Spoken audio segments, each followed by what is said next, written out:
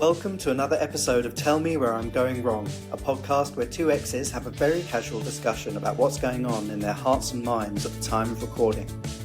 This week we're talking about the state of Sean's houseplants and Josh's love of growing things from seeds and cuttings. We also discuss some of our favourite podcasts and why we love them so much, before turning our attention to some of the more problematic ones. Enjoy the episode.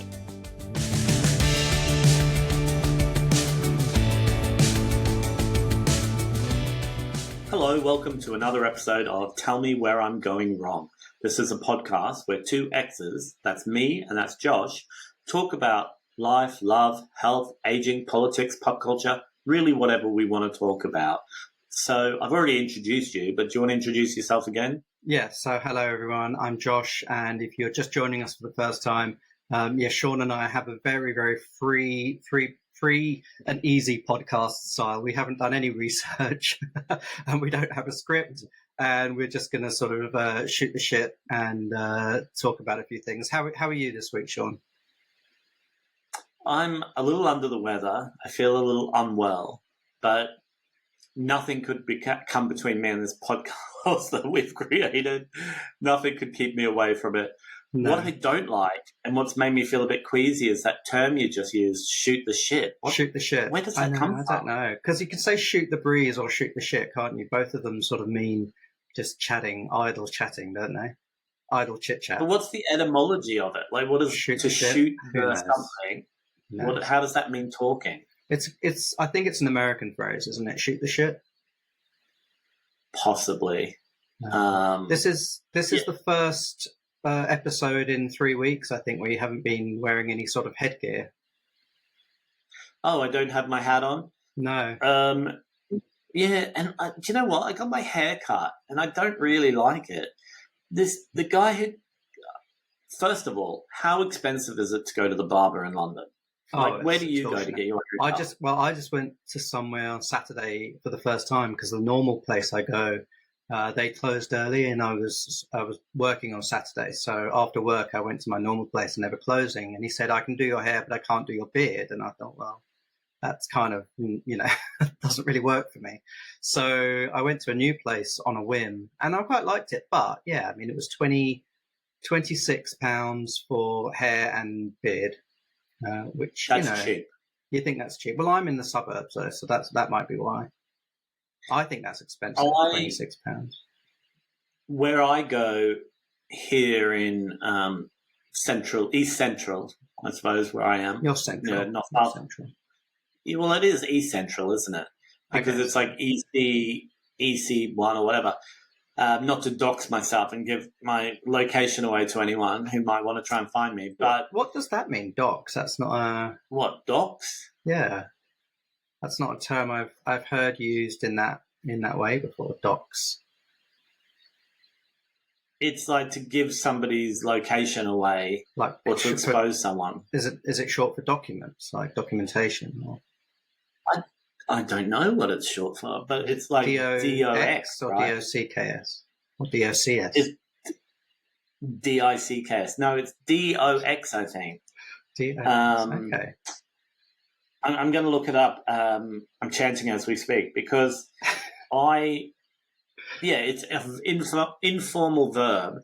Search for and publish private or identifying information about a particular individual on the internet, typically with malicious intent. Dox. So hackers and online vigilantes routinely dox both public and private figures. That time where I tried to use clues from Trixie Mattel's videos and Google Maps to try and see if I could locate the location of her apartment. That would have been doxing if I'd gone further with that, if I'd located it and then published that information. What would it... Well, when I met Siobhan Fahy, I don't know what year that was, 1994, let's say. When I met Siobhan Fahy, it was sort of pre-internet, so I don't know if it could have been... And I didn't publish the information, but I did... there was a interview with... I think it was with... Maybe it wasn't Siobhan, maybe it was with Dave Stewart when they were still married. An interview in a magazine, and it was talking about their apartment in Covent Garden. And from the view from the window of their apartment, I worked out I worked out where they lived, and my friend Andrew and I went and stood outside their apartment, and we met Dave as well. Actually, we met Dave and Shimon. Anyway, sorry to sidetrack you. So, following on from last episode where we talked about overstepping boundaries with celebrities, I know. I watched a chat between Trixie and Katya, and they were talking about how on multiple occasions there have been people just stood outside their private homes. I just stood there, including you. Yeah, including me, obviously. No, I haven't done that. Although, do you remember we did go outside Jerry Halliwell's home in the countryside and rang the buzzer many years ago. But did we find it? Because we were kind of asking around, weren't we? And people, the locals didn't seem to know, or maybe they just weren't letting on. And then I think we just rang the bell of some random country estate. I don't know if it was Jerry's or not. I have a feeling we found it. But back to my haircut. Yes, so in EC1, in the east central portion of London. Yes, near the Barbican. I can't find a barber to cut my hair and just do a light beard trim for less than £41. Really? If I go, if they say to me, "Oh, would you like me to trim because I'm old beast and I get hair growing out of my ears." Mm-hmm. If they want to do that as well and do a few other, like, I don't know. Have you ever had that thing where they burn your ear with live flame? I hate that so much. But anyway, that'll be like £50. Maybe it would be cheaper for you to get the bus like out of the centre a bit and then get your hair cut in one of the suburbs. But isn't it always it's probably no cheaper because transport is so expensive in London too. But do you know when you take when you get a haircut, it's usually under really extreme time constraints. Like you're always like, oh my God, I've got to get a haircut and all I've got is this next hour or 2 hours. So you rush to the nearest place. When I lived over in West London, I used to go to Big Jim's Trims. Oh, yeah. That's still there in Ealing Broadway, isn't it? Yeah. Haven't they got 2 branches? Anyway, well, I thought they maybe even had more than 2. Maybe. I did figure out, though, on Saturday at this new barber, I did figure out that I actually hate the sort of masculinity of barbershops. Like, I don't mind getting my hair cut. I don't mind the actual process of that, but I do hate that sort of very masculine, macho environment of barbershops. Do you know something really weird in a barbershop? Because, for many years I've been quite overweight. When I sit down, I cannot, my arms are sort of stuck out a bit, like a bit of a fat chicken. My wings sort of stick out. Yeah. And so they're stuck over the side of the chair, and the barbers always rub their crotch. They're not deliberately. Well, I don't think they're deliberately rubbing their genitals on me. I think my elbows are pointed and sticking out, and they're coming up close, and they move sideways across, and it is full contact rubbing on their crotch. Does that happen to you? It's happened a few times. I mean, I don't think it happens every time. I don't know if I've just got a more slender frame or what, but it's. I think there are websites for that. There are OnlyFans, but like sexy barber events or sexy barber content. Oh, okay. But barbers are in on it, or yeah. Not for sort of unsuspecting barbers who are just trying to do their job and getting groped by customers, but yeah. Oh well, I don't resent paying that much money, but it's a lot of money. I know I'm not saying that these people don't deserve it or they haven't trained, but anyway, going back to this haircut, this dude cuts it really short here, and it just won't sit down. And I told him, I was like, you can't cut it up that short there.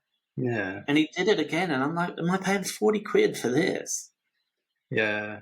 I know, it sounds like such a moan, but it's like a lot of money for something that isn't even done the way that I asked it to be done.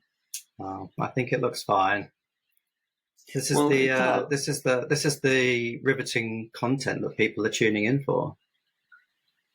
Well, you get what you get, don't you? For like free like, content. like at the barbers.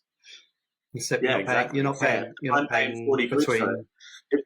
If someone wants to pay me 40 quid for this podcast, I'll put a bit more effort into it. You might even burn some ear hair off as well. So I'm feeling a bit unwell today. Like, I had a really busy week last week, and I worked on Saturday. It was really intense. And then yesterday I felt like I had a flu. Mm-hmm. And I was in bed most of the day. We actually went out, Hill and I went out to walk around Regent's Canal, just not far from here. But you know, the bit that comes sort of up, like between where I am, like Old Street and Angel, there's a bit of the Regent's Canal there. Yeah. Just before it goes under that tunnel. Yeah. You know how there's that tunnel where the boat can go through? Mm-hmm. So we went for a walk around there because there was a canal side cafe that I thought we could go and look at. And it just turned out there was like a canal side market or festival day. So we had a look around, and it was really hot, wasn't it, on Sunday? It was, It was about 27 degrees. And I started to feel a bit queasy, and I was like, oh, is it the sun? Am I not used to heat and sunshine? But then I got home and I felt like, oh, I have the flu. Like, I need to go to bed. Like, when you get that feeling where the skin on your body is like electric, like it's sort of sore to touch. Yeah. And then my hands were aching, and I was like, nah. And I was like, so when your immune system is like really on overdrive and you become like a bit oversensitive to things. Yeah. Yeah. And then also, I don't know if you get it. I think you do, but where you start to feel pessimistic about things, and it might even preempt the physical illness. Like the mental side of it starts to prepare your body to say, hey, remember how crap the world is? No, I have to remind myself that so often, not that often, thankfully, but, whenever I have sometimes those days where I just feel so miserable and I just think, God, what's going on? And then I sort of remind myself and I say, oh, it's probably your body fighting something. And not always, but 9 times out of 10, I would say the next day I feel really like physically unwell. So I do think for me that's the first sign of an infection or a virus or whatever, is that miserable feeling, despair. And when I get unwell or I start to become unwell, I have very grave fears and memories and recollections of when I've been incredibly ill. And I think to myself, I don't want to get like that again. I'm scared that I'll become like that ill. Like I was hospitalized with COVID and I was in hospital for about 5 days. Or I was hospitalized with pneumonia, where I nearly carked it.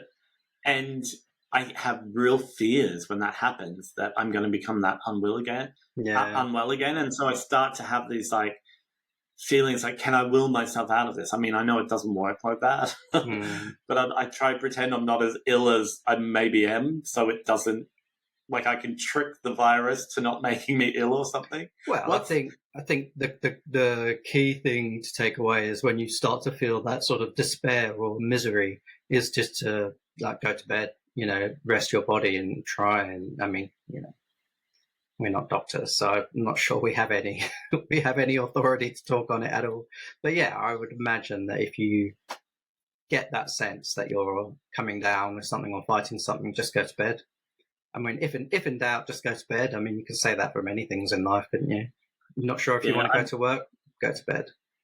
I'm very fortunate in that there's a lot of flexibility with my work. That I imagine being in that situation. Like, what happens to a lot of people all over the world? If you don't show up for work, you don't have a job or you don't get paid. Yeah. I'm very fortunate that I have a flexible working situation that also has sick pay attached to it.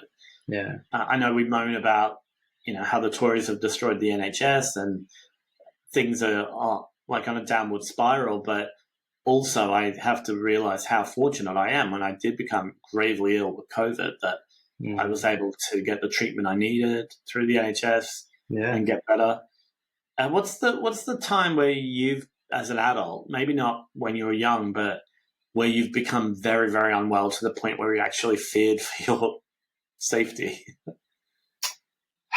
Well, where should I start? No, I don't think, luckily, as an adult, I've had very few very serious life-threatening illnesses. I don't know if I've had any life-threatening illnesses, physical illnesses, as an adult. As a child, I had a couple, but I don't really remember them. I was very young. So yeah, luckily I've been quite fortunate as an adult. So I was just, sorry to completely change the subject. I was just looking at that fern behind you, your bird's nest fern, and I was thinking it looks a bit.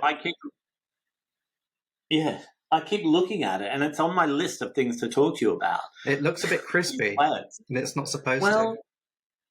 There's inside. You can't see it, but there are inside leaves that are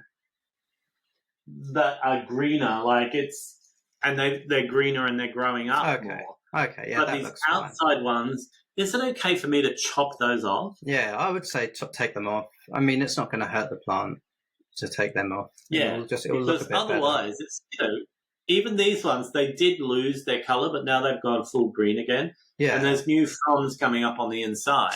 Okay, but yeah, I had it on my list of things to ask you. This is what we have to do on the podcast, or just in life in general. On the podcast. I thought maybe it could be advice that somebody else could use. But that's something I don't think I've talked about on the podcast. Is I'm an absolute plant geek, like geek to the extreme, and so to dox you work in a garden centre part time. It's more of an exotic plant nursery, not a garden centre. It's a bit more esteemed than a garden centre. I would like to think. You can dock some of the celebrities that come in there to buy your plants. I couldn't possibly. I don't think that's appropriate for the podcast. But yeah, well, I'm glad. Yeah, because from here, all I can see really are the crispy leaves. But once you brought it closer to the camera, it looked a lot healthier. So I'm pleased to see that. And this thing, what's this thing called? The other big plant? Yeah, the Swiss cheese Monstera. Well, it's been reclassified. To go full plant geek, it's actually been reclassified as a philodendron. So, if anyone's interested in seeing the incredible growth rate of this plant, go back and watch episode 1 or 2. It has grown so much in that time, and also this other one. What's this called? Zamioculcas. That has got a massive new shoot as well. You'd be able to track the changes. If you're into plants, like Josh is, you could track the changes. There's this other plant here. I really hate it, but Hill likes it. And I know he doesn't watch this. I was going to say, does he watch the podcast or listen to it? No, but it's just ugly, like creeping ivy. Oh, just an ivy, yeah. And he's got it's this cute little pot that it's sat in. Oh, it's an axolotl. And is it? Yeah, isn't it? I don't know what it is. Yeah. But it's very cute. But, just around the corner from us, there's a plant shop just on the street. Mm-hmm. So they sell all these sort of cheap ground covers and, these like cheap little filler plants. Mm-hmm. And it's grown a lot. Like it started about here. And it's grown all of this, but it's just, to me, this sort of thing is hideous. It's a bit too big for the pot as well, really. It's like the plastic nursery pot is a bit too big for the ceramic pot. Yeah. You need a little sort of low. You've seen our apartment. We're not going to win like Home and Gardens of the Year, are we? Well, not with that attitude. Why did you get so interested in plants? How did it happen? I don't know. I think everybody has certain things that they just have a natural affinity with, and one of those for me was plants. So from a very early age, I was just interested in looking after them, propagating them. Just sort of, I don't know. It's hard to explain or describe without sounding a bit sort of woo, a bit sort of spiritual. But I just feel I was talking to our friend Tatum about this last week. I just feel a real connection with plants. And because I went to visit Tatum in her new apartment, and I walked in and she had a new plant, and before she even asked me, I looked at it and I could tell straight away that it wasn't getting enough water, that's not that remarkable a ability. Did it speak to you and It say, spoke to me. It just, I don't know. I just have a knack or a who knows what the sort of the science behind it is, but I have an ability to, what's the word, to intuit things from plants that maybe others can't. I mean, other people can as well, but are you maybe a plant empath? I'm a and plant empath or plant whisperer. So I don't know. And then she asked me, she said, "Oh, I'm not sure about this plant." And I said, "Yeah, it's not getting enough water." So yeah, but it's a passion of mine. So if listeners, did a relative or a parent or an auntie or put you onto plants? Did somebody buy you a plant book? Did somebody get you? Was it because you used to go to Kew Gardens when you were young? Possibly, yeah. I mean, my grandmas and my aunties both enjoyed growing things, so it could be from that. I don't know. But then my brother's not like that at all. So I just think it's, I think everybody has their things that they just have a natural intuitive ability or a natural intuitive connection with. And for me, one of those is plants. It's just something I've always been drawn to, and always, no matter where I've been in the world, I've always, been growing things from seed or from cuttings. I grew this from a cutting, from a very small cutting. It's just something I enjoy and I will always gravitate towards. Do you feel that it helps you with your mental health in any way? Yes and no. I think to some extent it can help me with my mental health. I think it's lovely to sort of enjoy the peace and the calm that comes from being near plants, being surrounded by plants.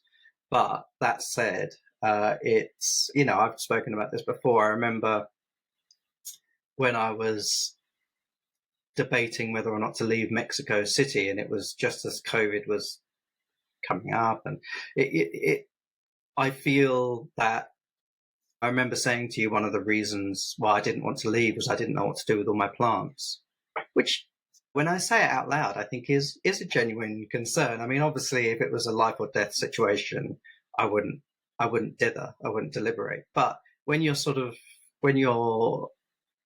not pulled in a particular way, you just feel an urge to do something, but you're not sure. And I don't know, it just was very hard for me to leave those plants behind. And I did actually, I mean, I don't know if I should say this on a podcast that's going to be published, but I did bring some of my plants back with me from Mexico. Not many, just a few. So I mean, it is a bit extreme. My at this passion. At this point of the podcast, I'll remind the listeners that the word of this week is docs. Docs, yeah. Actually, funnily enough, I can't really show you because it's off camera, but one of the plants that I did bring back from Mexico as a very small seedling, I just repotted today into a big pot, and it's about 40-50 centimeters tall now. It's a rare palm for anyone that's interested.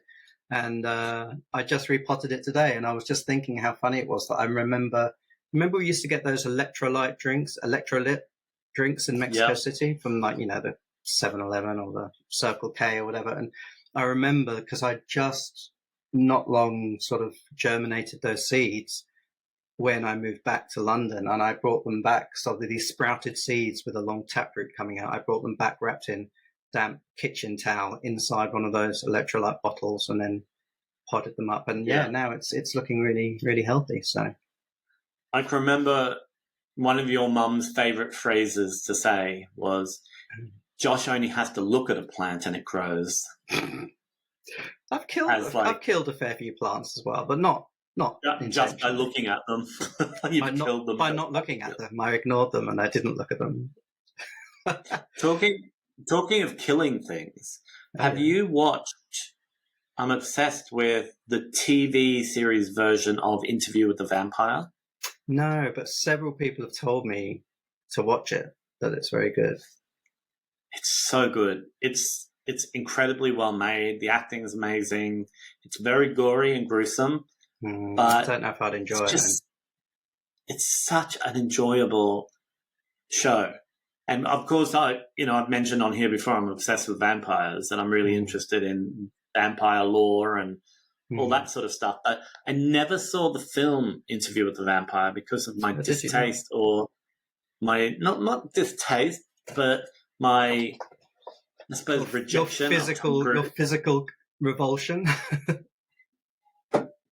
to Tom Cruise. For me, Tom Cruise is not somebody who would make me go and see a movie.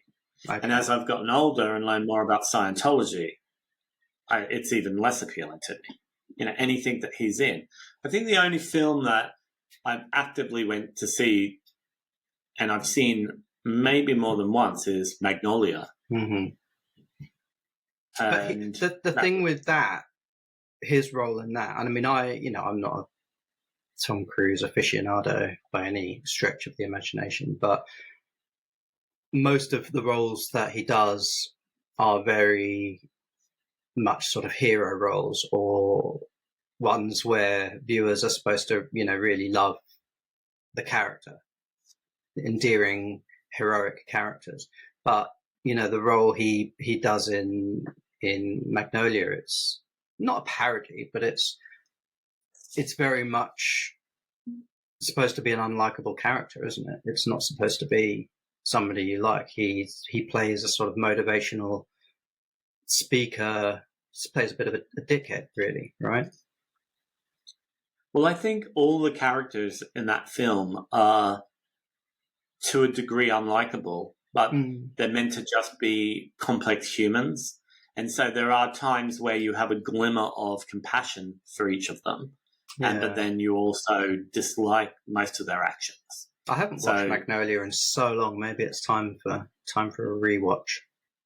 Do you remember the music video for the Amy Mann song, Save Me?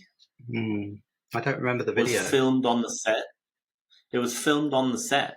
So while they were making the movie, they also would bring her in to film her music video. So if there was a scene of Tom Cruise on a talk show, it would pan out and Amy Mann would be sitting next to him on the chair and singing it, and he's just sat there, and it's real, like it's not computer generated.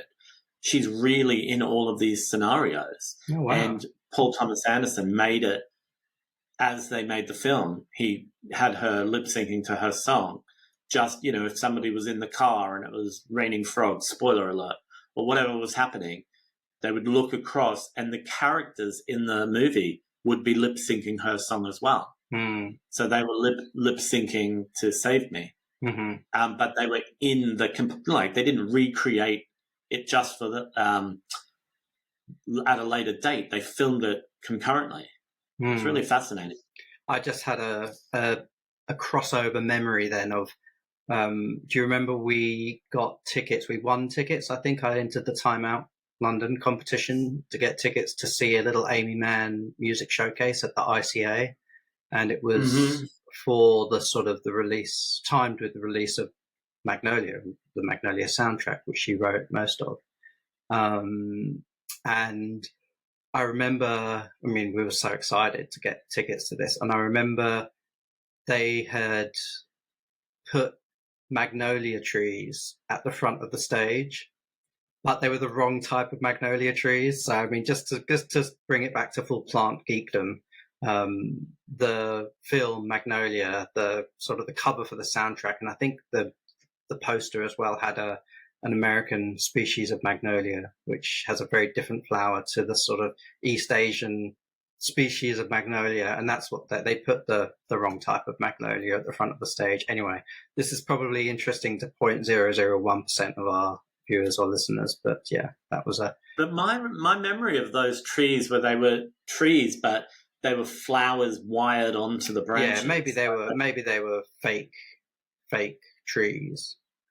Oh, I remember the flower blossoms being real, but they were somehow attached. They didn't grow out of what they were attached to. Okay.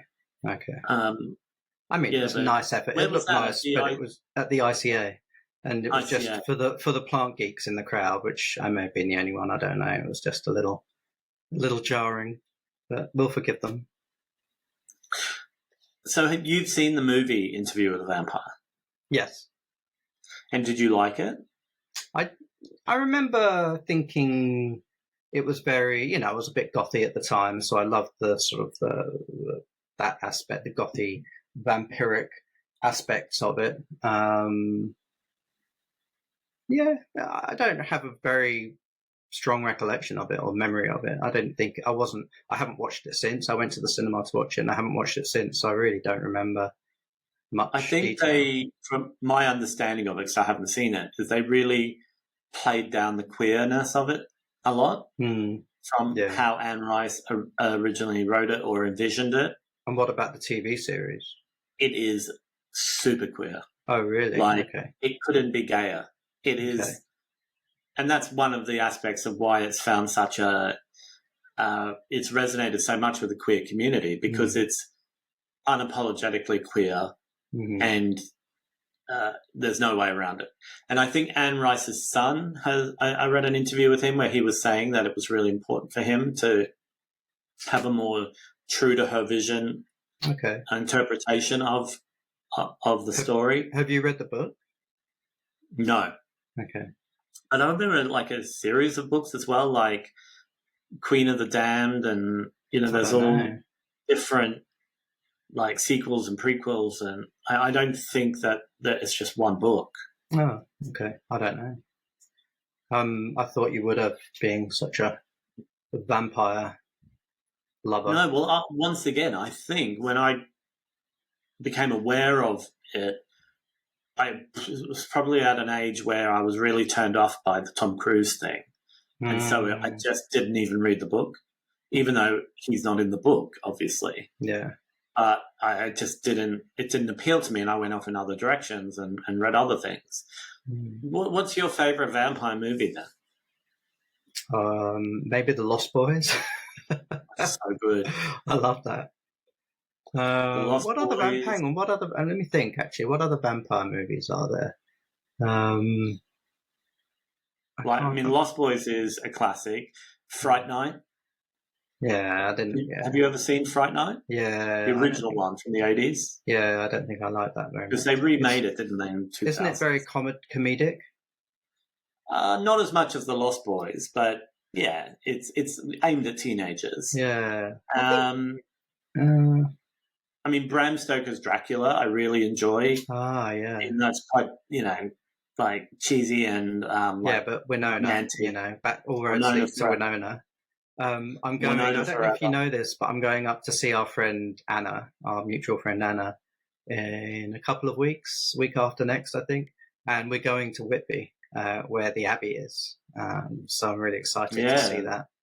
And I think you can do Dracula tours and stuff. Oh, I'd love that.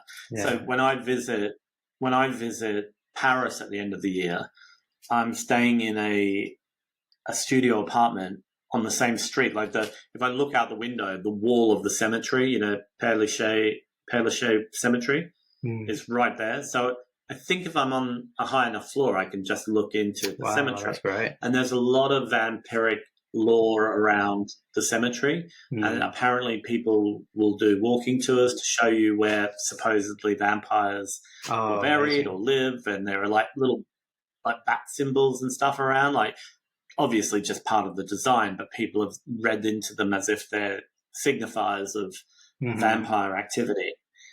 Wow. Do you remember Let the Right One In? That rings a bell, but remind me. It was a vampire movie about a young girl who was turned into a vampire, and then she had a familiar who was the same age as her when she turned into a vampire, but then and they were friends, but then he grew older because he was human, and so he was, like a familiar is like a servant or a slave that can't escape from the vampire. They live, and he had to live, and so she stayed looking like a young girl, and then he became older and older and older, and it was very, very scary and atmospheric and spooky. It was not in English. When was this? It was made, around after the 2000 and something. And didn't Morrissey have an album called "Let the Right One In"? No, he had a song called "Let the Right One In" or "Let the Right One Slip In," which I think inspired the title of this vampire movie. Oh, really? I think I have a memory that the movie maker, the person who wrote and produced and directed the movie, was inspired by that title. But I think with Morrissey, when he wrote it, it was when he was in his whole boxing fascination with boxing. Right, yeah. And so "Let the Right One Slip In," you slip in a right hook or whatever. I think that's how it goes. But then I don't know who the filmmaker was, but my memory is that they were inspired to use that because in vampire lore, you let a vampire in or you invite them in. So let the right one in. But yeah, you should check it out. It's a little bit sad. And what are we talking about here? Let the right one in, or let the right one in. Oh, there's so many, but one of my favorite vampire things to watch is the TV miniseries. So it was a 2-parter, but you watch it now as a really long film of Salem's Lot, the Stephen King novel. And when I was a child, it scared me so much, and it really it's the thing that kickstarted my fascination with vampires. It's terrifying. And even now it still spooks me out if I watch it, but I love watching it. Okay. It's not... I'm sure I've seen it. I'm sure I must have seen it at some point. I just don't remember it. But I mean, I must have made you watch it at some point over all the time you've known me. Yeah, I'm sure. But I just don't remember it. I don't think... Rosemary's Baby is not really a vampire movie, is it? Because... No. It's the baby is... That's like demon... More devil, sort of demon than vampire, isn't it? Yeah. Yeah, it's not vampire. I even like some things like Blade. I like that, with Wesley Snipes. Have you ever seen that vampire movie? I don't know if I've seen that, to be honest. Yeah. To me, it was kind of like one of the first superhero blockbusters. You know how now everything's a superhero movie? So when Blade came out, it was like, he was in like sort of pleather or vinyl outfit. He was a vampire, but half vampire, half human. So he was trying to protect, I think, some humans from vampires. Not sure. Okay. But also, apart from my other current TV vampire obsession is What We Do in the Shadows. It's the one I haven't heard of. Oh my, you would absolutely love it. You want to talk about comedy, queer vampires, just so outrageously funny. Matt Berry is in it. Do you know Matt Berry, the English actor who's like Toast of London? Oh, yeah. Yeah. I know. So he's one of the main characters in it. Yeah. I was watching an episode the other day that I haven't, when you get older, it's not as easy to impress you anymore or make you laugh about things. You kind of might chuckle at something and go, oh, yeah, that's funny. But really laughing out loud. I was screaming, gasping for air in this episode of What We Do in the Shadows. It was so hilarious. And it's great. I can't recommend it enough. You have to watch it. All of the seasons so far, I think, they're like 4 or 5 seasons. They're on BBC iPlayer in the UK, if anyone wants to watch it. Okay. But it was originally a movie. What We Do in the Shadows. What We Do in the Shadows. But I've never seen the movie. So just like Interview with a Vampire then? Why? That was a movie. Before it was a TV series. Oh, yeah. Yeah. But is What We Do in the Shadows, is that based on a book? No, I think... Well, I'm not sure. Do you know who's that filmmaker from New Zealand who's dating Rita Ora? What's his name? Waikiki... What's his name? Where's your pop culture knowledge? I mean... My pop culture knowledge is... I had to move it to make way for my plant knowledge. I'm just trying to think. Taika Waititi. He is a filmmaker, actor, and comedian. So he created the story and wrote this original story and the movie, and he's in the movie. Oh, right, okay. Of What We Do in the Shadows. But then he adapted it for TV, and he's not in it. I think he makes a cameo in one of the episodes. Okay. And so it's the same sort of characters, but they take it on a different path. But it's hilarious. It's like old school, funny slapstick comedy, but vampires living, and they live on Staten Island. A lot of the humor comes from the fact that they live on Staten Island. All right, I'll check it out. It's great. Now, and can I just finish? I'll finish on this with What We Do in the Shadows. There's one thing that I love what they do is they bring in other vampires from other movies and stories, and they'll have them just sitting in a room, or they'll have, like Blade. We're talking about Wesley Snipes and Blade. He played himself on a Zoom call of this like vampiric council, and he played Blade. It's very funny. Anyway. Okay. I'll check it out. Now, I was going to pivot to something because we've mentioned it a few times in previous episodes, and I don't know, I think we've got time to sort of get into it now. But a few times you've mentioned that you listen to, well, we both mentioned that we listen to lots of podcasts, but you've said that there are a couple of problematic podcasts you listen to. And I've got one that sort of might fall into that category. So I just wanted to see if we could explore those and talk about what they are, why we listen to them, why they could be problematic. Do you want to go first and tell me? Well, first of all, why don't we talk about the podcasts we love, which are not problematic? That might be a good place to start. I will preface this by saying, no matter what podcast you think is problematic, it's not going to come anywhere close to the one that I like. Okay. So, but I'll just put that out there. I listen to Where There's a Will, There's a Wake. Oh yeah, that's Kathy great. Burke. I love Kathy Burke. She's brilliant. She's spectacular. I listen to the Trixie and Katya podcast every week. The Bald and the Beautiful. The Bald and the Beautiful. Although Trixie is on a mental health, so what do you call it, sabbatical? Oh yeah. And so at the moment, there are guest judges. And to tie it back into Where We Are in the Shadows, Kristen Schell, who played Hazel on 30 Rock, she's in What We Do in the Shadows. She's one of the that's a reason to watch it. Okay. Recurring characters. Hilarious. Yeah, hilarious. She's very funny. And she was in a recent episode of the Trixie and Katya Bold and Beautiful podcast. Okay. And once again, just too funny for words. I also listen to, we've talked about it a lot, is A Journey Through Stock, Aitken and Waterman. Yeah. The chronological study of all of Stock, Aitken and Waterman's single outputs. And it's a brilliant podcast. It's so well researched. It's so well put together.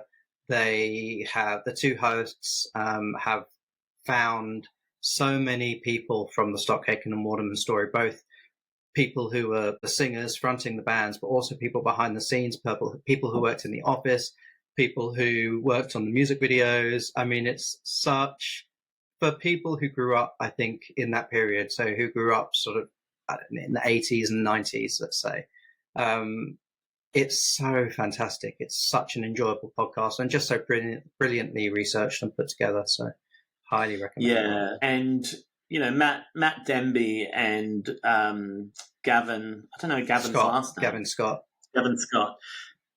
What they do is, I mean, it puts us to shame. I mean, this isn't even a podcast compared to that. No, they research. This is just shooting the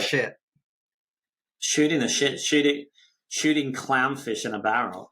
It's except we're vegan, so we wouldn't do that. But it is a professional piece of media. Like, it's one of the most enjoyable and informative pieces of media, podcast or otherwise, that I enjoy. Yeah. They also Gavin also does a journey through Aussie pop. I've listened to a few episodes of that. That's good. With what's his name? Who's the other guy? Robbie Molinaro, who's a DJ and radio host from Melbourne. And that I've listened to every single episode of that. Okay. And to me, that's just as enjoyable. But I understand that it means more to me. Yeah, because I grew up in Australia, and they're talking about pop bands and boy bands and girl bands that, you know, people outside of Australia, a lot of them people would never have heard of. Yeah. No.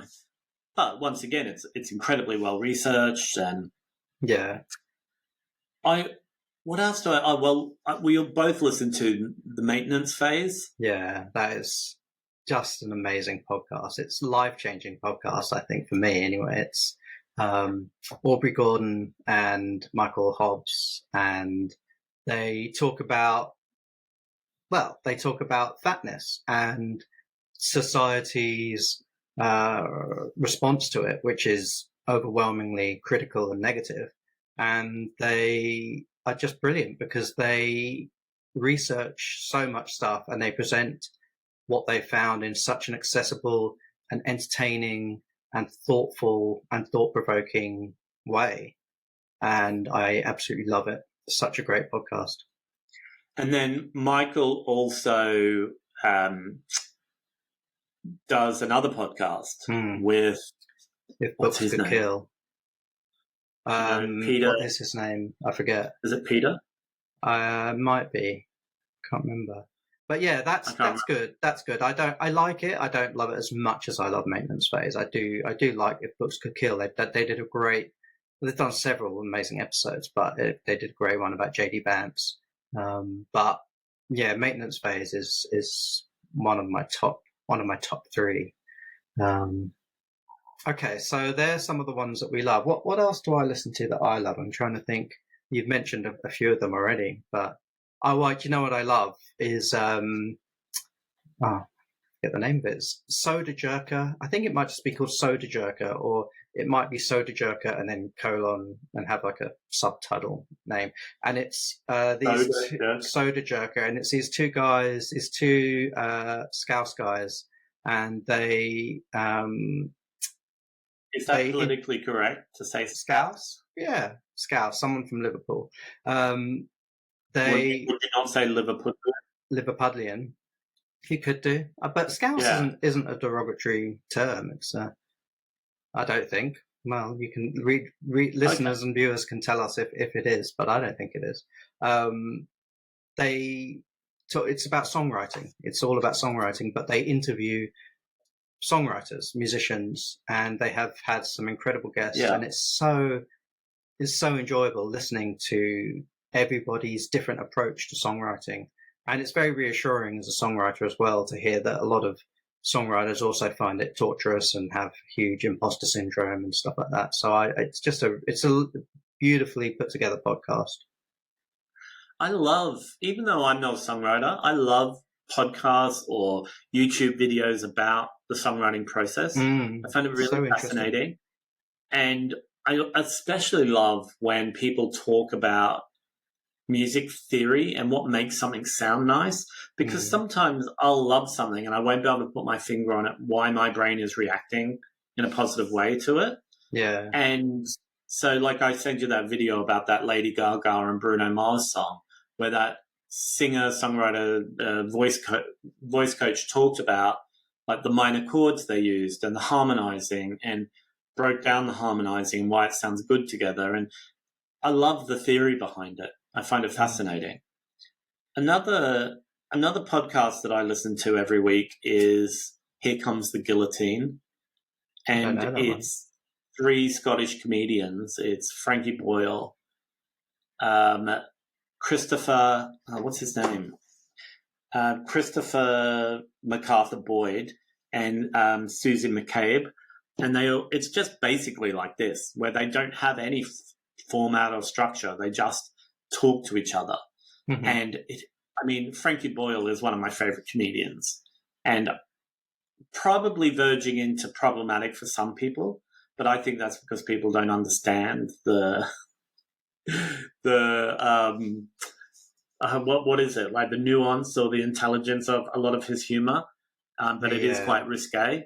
The podcast is great. It's really good fun, but sadly, Susie McCabe hasn't been on the last 2 episodes because she's had a heart operation, an emergency heart operation. So I'm hoping that she's recovering quickly. But the 3 of them together, it's hilarious. What's and it called Susie again? is Here Comes the Guillotine, because they talk a lot about progressive politics and how disgusting politicians are and billionaires are. So that the idea is that they're like holding people accountable, people in power, and putting them down. But a lot of it is just them talking about their own experiences as well. And Frankie Boyle is a very unique individual with a lot of interesting takes on the world. So shall we talk about, we haven't got too much time left. Shall we quickly talk about some of the more problematic or potentially problematic? Well, how many are there? Well, I've only got one, really. Shall I go first? Because it sounds like yours is going to be you might be guillotined for it. Yeah. So I listen to the Newsagents, and it's a daily, every weekday it comes out. So 5 days a week, a daily politics roundup. So a politics news podcast from here in the UK, although they actually have a US edition that comes out once a week as well, I think. But generally speaking, it's a British and global politics podcast.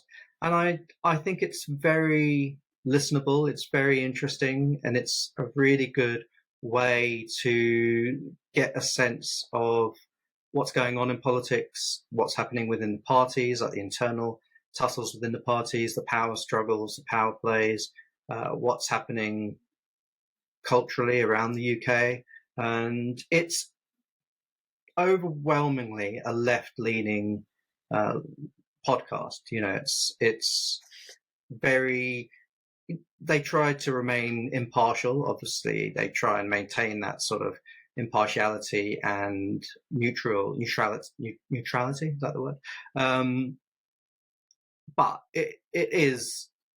it's obvious, I think, to any listener after a few episodes that there is a somewhat left-leaning bias within the 3. So it's Emily Maitlis, John Sopel, and Lewis Goodall are the 3 presenters, and I would say it's 99% unproblematic. There is just one element about it that has riled me a bit, and it's, in a way, it's maybe unfair to single the Newsagents out for this, but I found a couple of episodes to be not particularly well thought through when they talk about trans issues. So they've had guests on who, and although they don't express their opinions, I don't think they're particularly anti-trans in their personal beliefs, but they're all cisgendered people, and then perhaps not that well informed. And I don't know, I could be wrong, but I don't think they've ever had a trans person on the podcast where they routinely talk about trans issues, because it's used as such a political football in the UK and globally, I'm sure. But in the context of the UK, trans rights and trans issues are used as a political football, particularly by the Conservative Party, but even the Labour Party as well, sadly. And they've had guests on several times. Hannah Barnes, who works at the Gender ID service, the clinic, the NHS Gender, Gender Identity Development Service is to give it its full name. She worked there, and she wrote an expose book which critiqued or criticized the service, and she said it was not fit for purpose, that she argued that the clinic was just indiscriminately prescribing hormone blockers to teenagers, and she said that wasn't safe. But they never, and I don't agree with Hannah Barnes' views that it was so indiscriminate and so thoughtless. I think that there was a lot of thought that went into it, and they never really had a trans person on, as far as I'm aware, to counter that argument. And you don't have to be trans also to understand why puberty blockers are such an important thing for young people who are going through a gender identity questioning period of their lives. And I think it was... But also, a lot of this hysteria around puberty blockers omits the fact that puberty blockers are given to non-trans people. Oh yeah, absolutely. Who are experiencing... And nobody is kicking up a stink about that at all. It's so fucked up. Don't even get me started on like the ignorance and the sort of turning the other cheek to all sorts of gender affirming care that is given to cis people. Like reconstruction, breast augmentation. Yeah. There are people who have, like cis women who have face feminization surgery. It's not just for trans women. Men have like biceps injections. People have lip fillers. People have hair transplants. And people don't critique that. It's just pure transphobia, and it's so small-minded. But my issue really is that, you could take, I would say, almost any NHS service in the country, no matter what it does, no matter what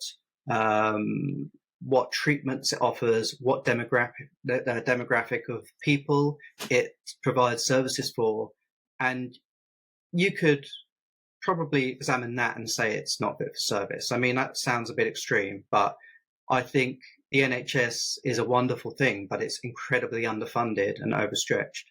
And you could look at many aspects of Western medicine in general. I mean, you could look at the indiscriminate prescribing of antidepressants by GPs. It's often used as a sort of first or second port of call for people experiencing anxiety or depression. And you could critique that. I'm sure there are lots of critiques of that, because we don't necessarily know. And I'm talking as somebody who's been on many different anti-anxiety and antidepressant medications in my life, and I think they work really well, some of them. But my point being is that we don't really know how exactly these medications work, what the potential long-term benefits or disadvantages might be. But we prescribe them antidepressants, but we prescribe them anyway, because we know that in that moment they do often work, and they do stop somebody who's going through a mental health crisis. And you could argue exactly the same for puberty blockers. That I think if anyone listening to this who would appreciate a deeper understanding of trans issues and the sort of the anti-trans hysteria that swept the UK, if they go and listen to Maintenance Phase that we referred to before, they've done 2 incredible deep dive episodes into the Cass report, which was a government approved report or requested report that suggested that trans care was going too far for young people. And the Hillary Cass report did cite the Hannah Barnes book in many cases and it's just somebody's opinion. It's a medical opinion, but it's the same with Hillary Cass. That's just Hillary Cass's opinion. Especially, I think if you want to be informed for the sake of being a good ally for trans people, go listen to the Maintenance Phase, because it'll really arm you with some talking points and understandings of why trans care is so important, like healthcare, and how it's not just done willy-nilly. It's not just handed out. Puberty blockers aren't. I mean, you talk to any trans person, and I mean, the way that the right particularly, but not just the right exclusively, but the way that people frame it, they make out as if you can go to your GP and say you are questioning your gender identity, or you feel affiliated with a different gender from the one assigned to you at birth, and they're just going to prescribe you puberty blockers and hormones there on the spot, which is bullshit. I mean, that is just it's patently not true. And yet, we even had like Trump on TV yesterday saying that there are schools in the US where children, like little children, are coming home and their school has given them gender reassignment surgery while they're at school. I mean Trump obviously to any sane person that this is beyond ridiculous, but these are the hysterical narratives that are going out there. Yeah. And so even if someone knows that Trump is lying because he lies about everything, it creates a discourse of mistrust and suspicion. Yeah, it feeds into that whole, hysteria that is happening in society. And, and it just, not that this should matter, but the other thing that just riles me up so much is that we're talking about such a tiny percentage of people here, and people act as if this is some problem that's affecting such huge swathes of society. And it's not. It's nowhere near the scale that people think it is. And even if it was, it's almost an irrelevant point to make, because even if it was affecting more people than it actually is, it's still such a flawed notion to think that it's easy to get puberty blockers and gender affirming surgery and hormone prescriptions and stuff. It's really difficult. Trans people in the UK who have been previously approved for hormones by the NHS are now having their GPs turn around after the CAS report, having their GPs turn around and say to them, no, I'm not comfortable prescribing these to you anymore. So it's just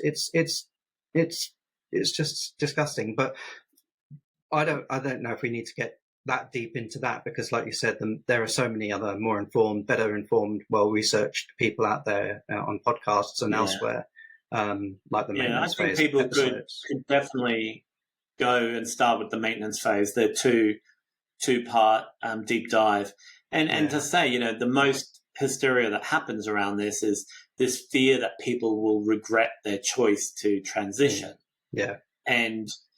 But in reality, there are probably more people who regret getting a Harry Potter tattoo than there are. Don't they say in that maintenance phase episode, they say that there are far more people that regret having children than there are people that regret, of course, going through that would far outstretch. And yet no one questions the government or NHS resources that go towards helping people have children. We don't question that. And it's so blown out of proportion. But my critique, I suppose, my one sole critique of the Newsagents podcast is that they have talked about trans issues multiple times. They've had Hannah Barnes on twice, I think. And yet I don't think they've ever had either a trans person or even perhaps a family member or, somebody else who would be able to sort of stand up for and defend trans rights and the importance of adequate healthcare for trans kids. So that's my only critique of them. But then, that's, I suppose, reflective of most of society, isn't it? You could write to them and say, as a concerned listener. I did tweet them, but they didn't reply. Okay. Listen, we've gone over. I don't think I've got time to explain are you going to leave us on a knife edge? I can tell you what it is, and you can go and Google it and then decide whether anyone wants to come and listen to me talk again. It's called The Tim Dillon Show. Not heard of it. Tim Dillon is a very, very complex character who plays a sort of right-wing stand-up comedian, but you don't know what is really his views or what he's making fun of. So he makes fun of right-wingers, but he also makes fun of left-wing politics. Does he just do a podcast, or he does all sorts of things? He does stand-up. I've seen him do a stand-up show at the Shepherd's Bush Empire. Okay. He's a gay man, and he is it's kind of in the style of Joan Rivers. Where Joan Rivers would say the most outrageous things that were not even bordering offensive, they were offensive. Yeah. But that's where the humor sat in this in the perversity that someone would say it on stage. Right. And it didn't matter whether she believed it or not. That wasn't even the question of the entertainment value of it. It was that she made people feel uncomfortable. And Tim Dillon is that. It's like he's styled himself on her or other like insult comics. Yeah. So he'll make fun of I don't know, Harris or Trump, but then also defend them in certain ways, but then make fun of them, or but then every now and then glimmers of maybe what is his real humanity or sense of right or wrong do come through a little bit, but then he quickly disguises it. So he'll talk about genocide in Gaza, but then he'll make inappropriate jokes about Palestinians. But every now and then little bits of who he really is shine through. Like when Ukraine was invaded by Russia, he talked about how he'd sent money to some stand-up comedians in Ukraine. He had them on the podcast. But those moments of him, his own personal views coming through are very few and far between. It's a lot of him just insulting people and putting them down and making jokes about, and he's overweight as well, but he makes jokes about fat Americans and women and different cultures. And it sounds awful. But it's kind of gives you an insight into right-wing rhetoric without actually having to listen to someone who really believes it. And I find it really interesting because he'll talk about Elon Musk or, Trump, and he'll talk about actual people who are involved in policy making in right-wing politics in the US. But you don't think he really believes in supporting them. But it's fascinating. It's fascinating. He hangs out with all Hollywood people. He's part of the Hollywood elite. So he's got all left-wing friends as well.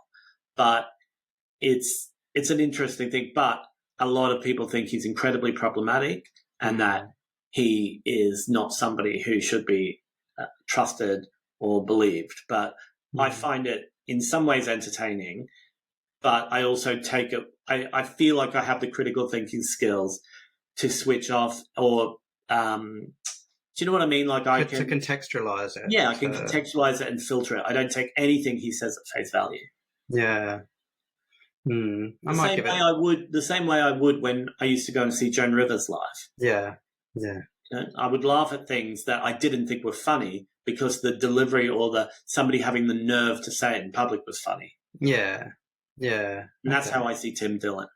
But if anyone wants to write to me and tell me how disgusting I am for listening to him, I'm open. I'm intrigued, but also I'm not sure I want to listen to him, but I might check out a snippet. All right, we should probably wrap up because we've gone over, I think. But right, well, on that note, if we haven't been cancelled before next week, we'll be back in your feeds then. And if you want to find us online in the meantime, you can look for me. I'm Josh and the Jumpstarts. And in fact, by the time this episode comes out, my debut single will be live on Spotify. So please check that out. It's called Empty Seat. And it's also, coincidentally, the theme song for this podcast. So we could maybe talk about the song in a future episode and why we gave the podcast this name and everything. So yeah, we can talk about that in the future. But yeah, check me out on Instagram, Josh and the Jumpstarts. And if you want to follow me, you can follow me at FatGayVegan on Instagram. And if you would like to send me hate mail or dox me, make sure you tag me, please. So barbershop porn. Yeah, definitely got to get into that. I've written it down as a follow-up. Yeah. Okay. Well, yeah. So where is that? Fat Gay Vegan. Yeah. Okay. All right, folks. Thank you very much for tuning in and listening to our chaotic, unplanned, unscripted shooting the shit. All right. See you all. Bye-bye. Bye.